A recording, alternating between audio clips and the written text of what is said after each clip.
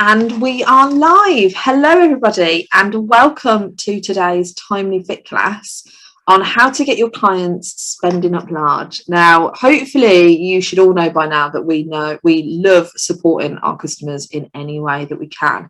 And we recently polled our Facebook group asking what they needed help with. And the most common answer was, I want to increase my client spend. So today we have the lovely Jessica Crane here with us to teach you how to increase your average client spend by leveraging a powerful client journey. So thank you for coming on today with us, Jess. I know this is a particular favourite topic of yours. Yeah, hi Annabelle, hi everybody. So yeah, I'm literally like talking about selling. Like literally when Annabelle, when you emailed me, I was like, I couldn't answer fast enough. Like to do with selling, like that's like my jam, right?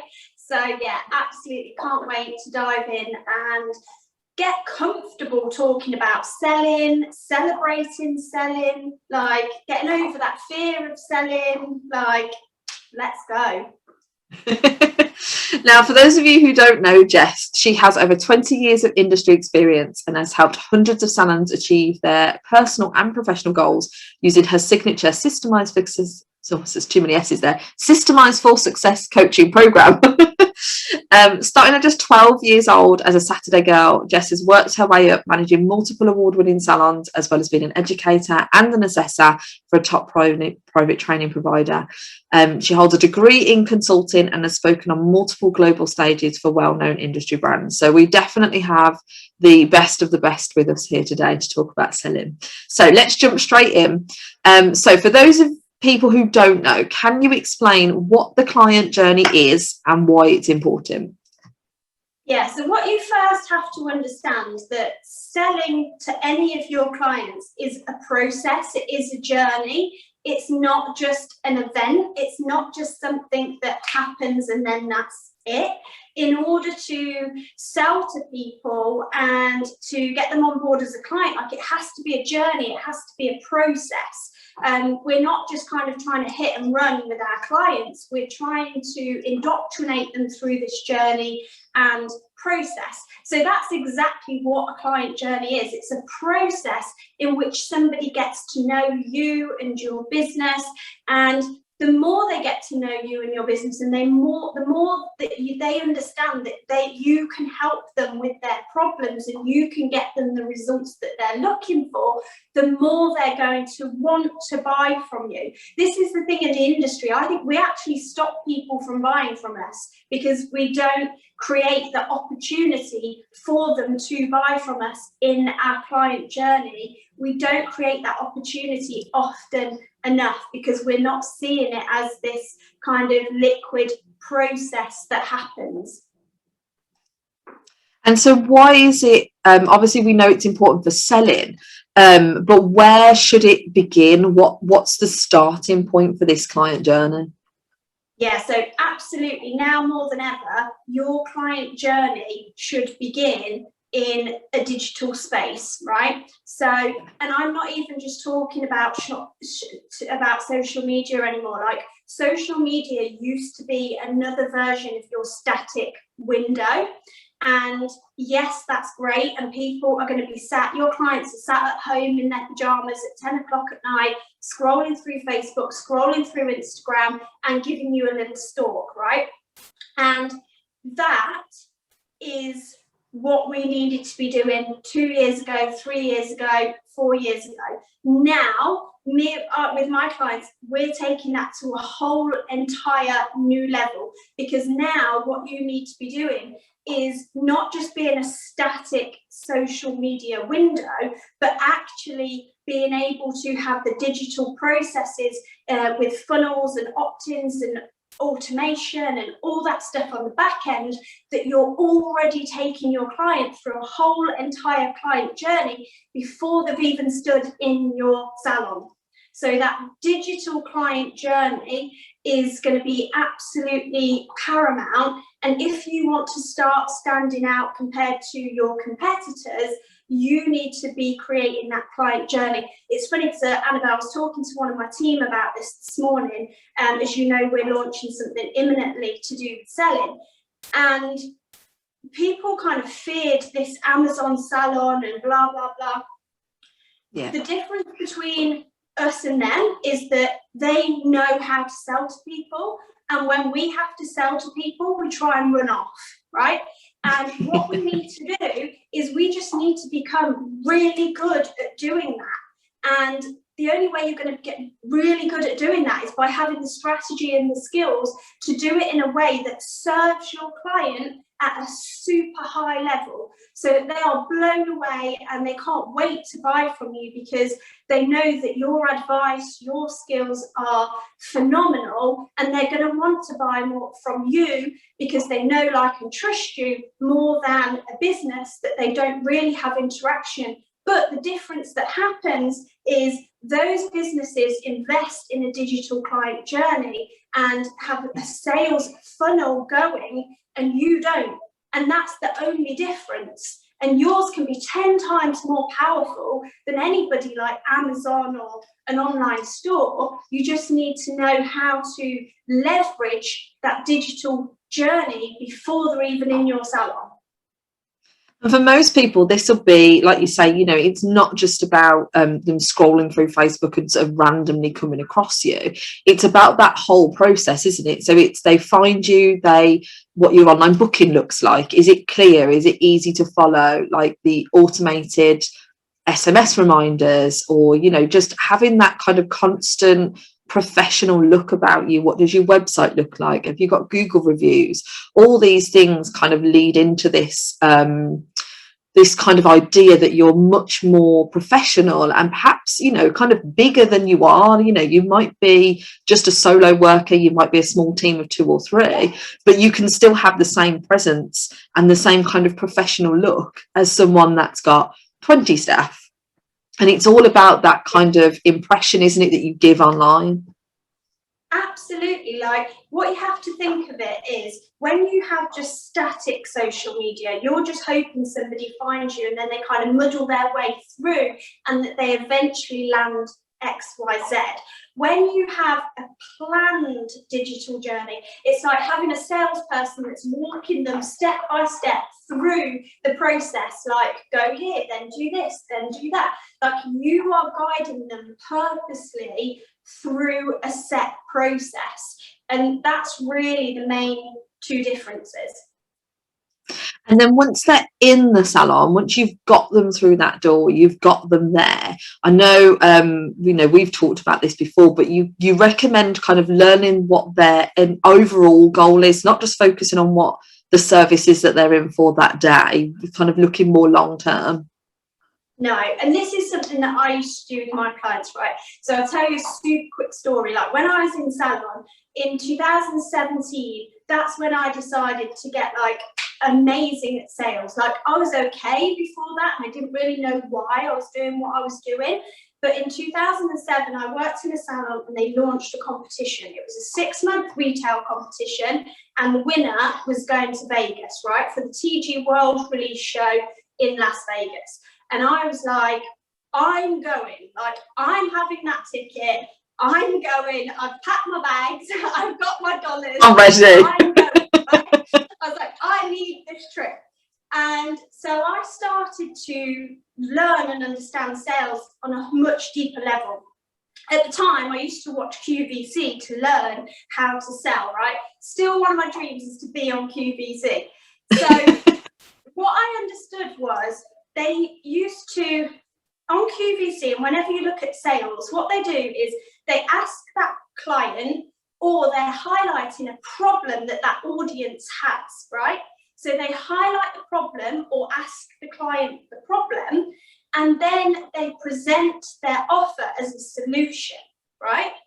And a lot of the time when it comes to selling, what we're trying to do is just remember what the manufacturers or product companies have told us about, this serum does this and blah, blah, blah, and you like verbal diarrhea, all these benefits that you've been told by the product company. But the problem is, you didn't identify what their problem was, right? So that you could present it as a solution. And that's what I used to do all day, every day in salon. So what's the problem? What's the biggest problem with your hair at the moment? Oh, it's fluffy. Oh, you need X, Y, Z. problem, solution, problem, solution. So number one, you're probably not finding out what your clients' problems are by asking them. And then the second thing as well is everybody has goals and aspirations, every single person, right? So it's not just about what they've come in to have that day, but what are their bigger goals for how they look and feel? Like, one of my favourite, I used to get a lot of women that were probably 25 to 30. And what I discovered a lot of them was that they wanted to further their career, right? So I used to say things like, okay, you're now at this level in your job and you want to be an area manager, you want to be a CEO. What does that powerful woman look like? And at first they'd be a little bit embarrassed and they'd be like, oh, wow, she wears this and she looks like this. And I'd be like, let's create a plan to get you to your aspirational goals. Like, because everybody feels better, like when they look and feel good, they feel more confident to achieve their goals in their life, right?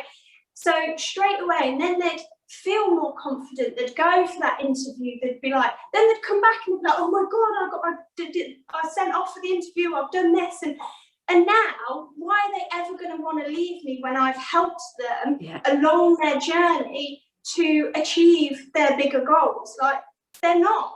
And so don't just be tunnel vision and don't just think short term, like what is, oh, it's in for a half head foils and a full head, like have a deeper conversation with that client so that you can serve them on a much higher level.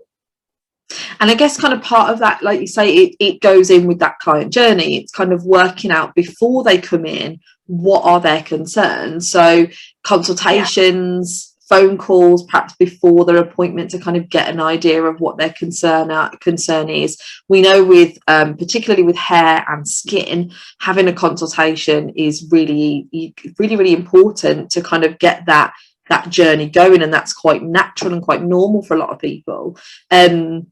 Do you have any advice for kind of how they can teach team members or teach themselves of how they can kind of get that rhythm going and get into that kind of conversation with those clients? Because it can be quite difficult if it's not natural to you, can't it? Yeah, I think yes, you've got to be asking the questions. You can put these embed these into your consultation forms and stuff, but ask those clients like the bigger picture for them, like ask them their aspirational goals so that you can create a plan towards those aspirational goals, so that way you're creating long-term products and services plans. Like, let me give you like one of our big secrets, right? How in our programs we create massive profit margins. Like last month, one of our clients had 86% net profit. And let me tell you why that can happen. Because when we put out our results, we always get the one or two email going, that's not possible, da, da, da. It's totally possible. And let me tell you why, right? When you have your clients on these long-term treatments and service plans, and you have a profitable membership program where they're coming in every single month, maybe for facials, blow dries, hair removal, and they're paying X amount a month, right? Mm-hmm. When you have that, your bills are already paid for the month. Everything is paid. Yeah. So the actual treatments and services that you do on top of that are pure profit, okay? So let me just give you one example, right? You could have, let's just pick round numbers. Let's say you have somebody on a hair laser removal, they're paying £97 a month, and you had 1,000 people on that program. That would be £97,000 a month, right?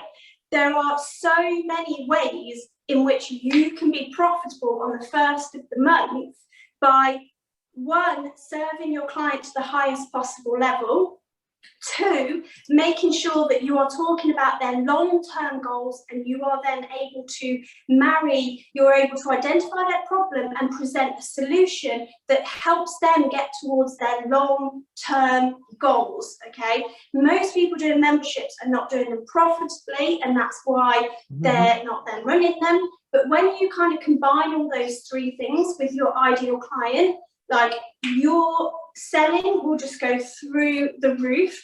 And back to the original question, Annabelle, then increasing your client average spend will be like quadrupled, right? Because you are the one who is serving them to the highest level. You are the one who is solving all of their problems, and they are going to want to come back to you again and again and again because you serve them at the highest level and you solve their problem.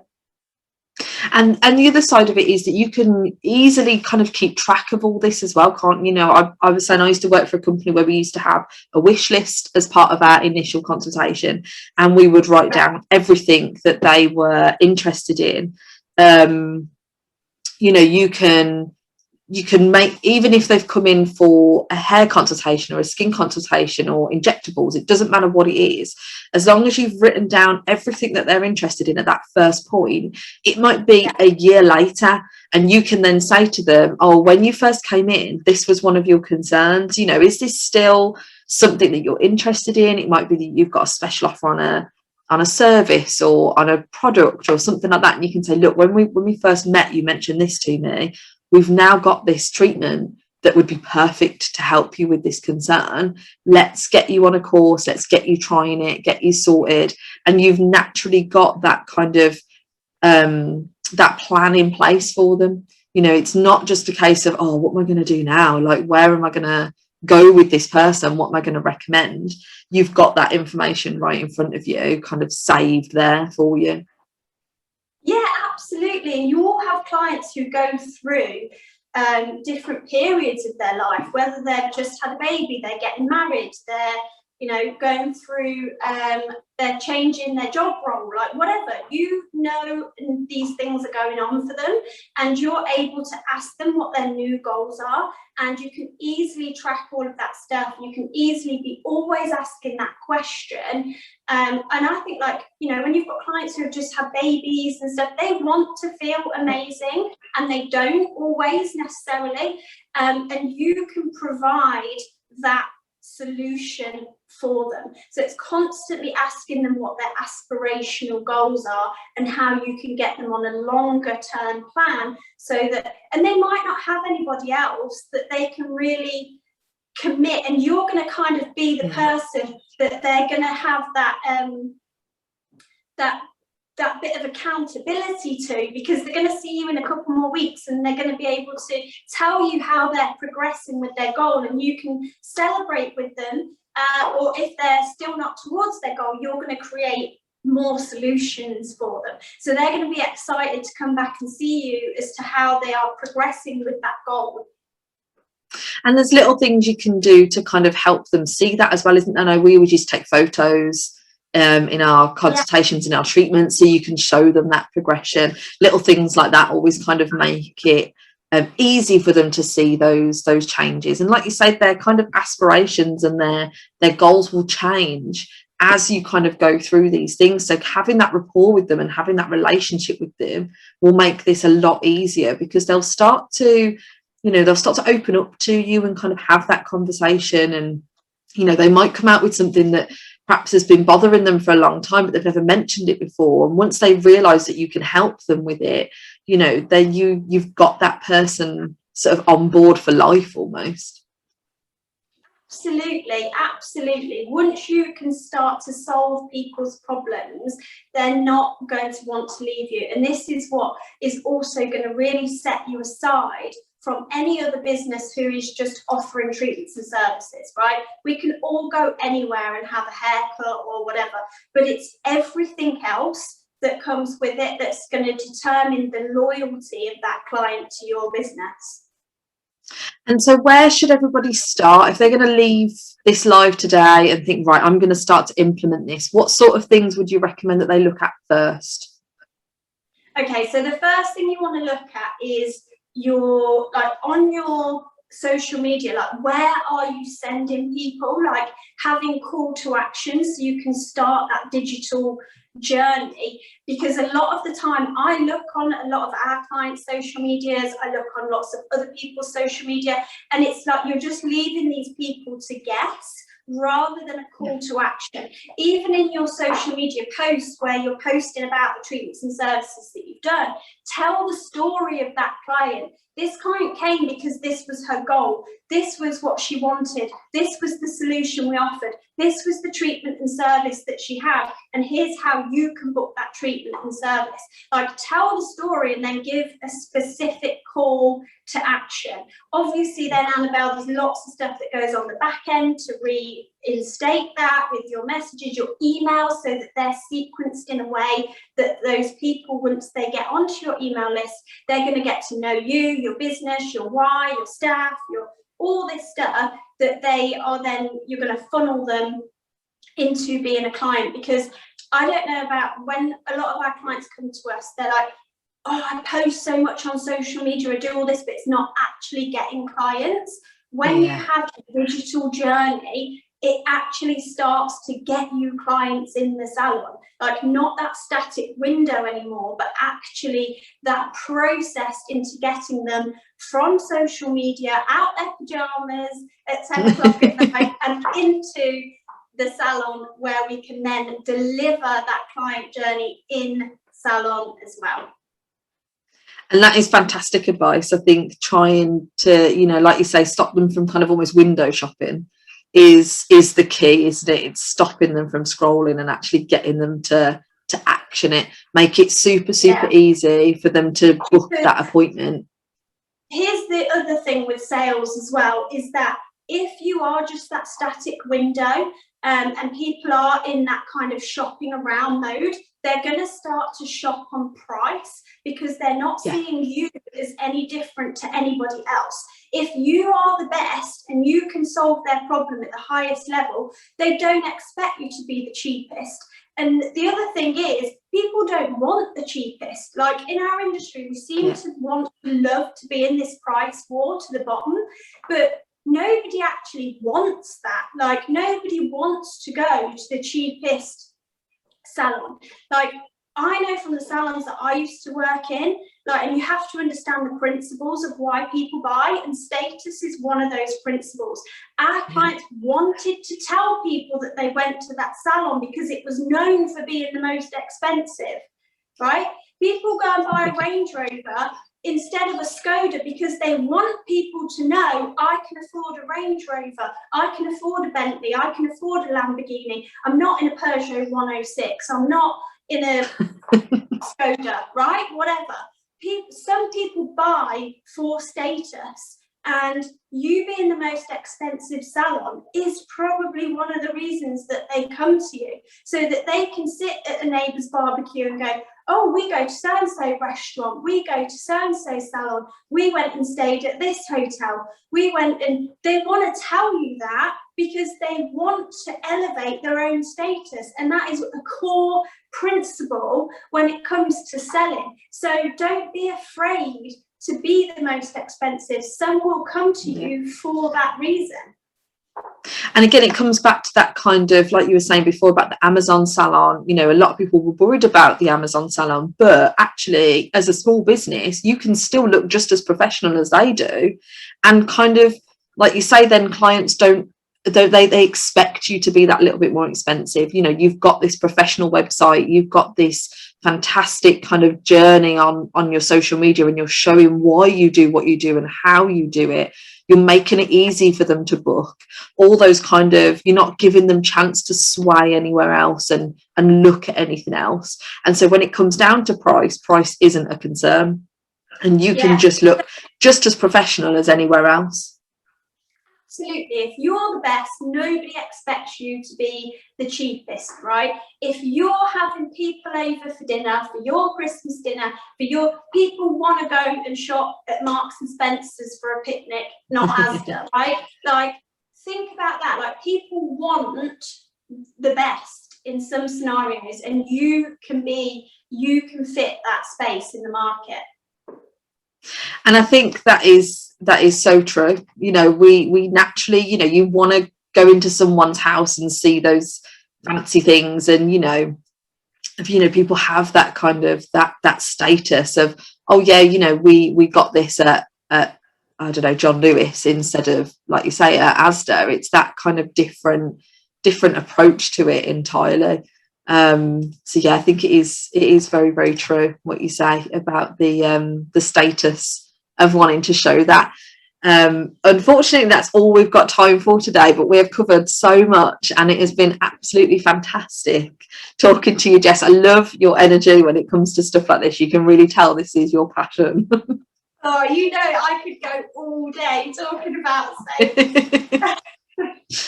Now, if anybody wants to find you and kind of ask you a bit more of how you can help them, where can they find you? Yeah, absolutely. The best place is probably come over to our Instagram, which is Jessica Crane SISS for Specialist in Salon Success.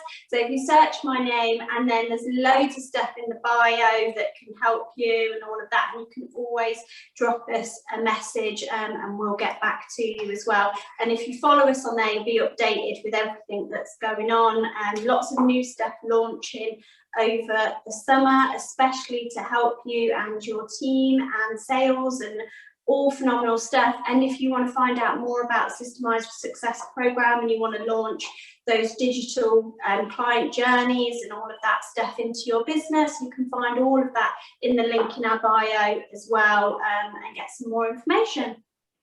Amazing. And Jess is also in our community Facebook group as well. So anyone that's in there, if you've got any questions about today's live or you want to kind of just get a bit more clarity, we will be in the group and you can always ask Jess in there as well. So we've got her always on hand for all our special community friends. That's all we've got time for today, as I say, but we will be back next week with Alex, who will be looking at how to create a profitable reward system for your business. So make sure to join us for that one next week. Have a lovely afternoon. Have a great day, Jess. Thank you again so much for coming on with us. Thank you. Thanks, Annabelle. And yeah, I'll see some of you in the community as well. Perfect. See you soon, everyone. Bye.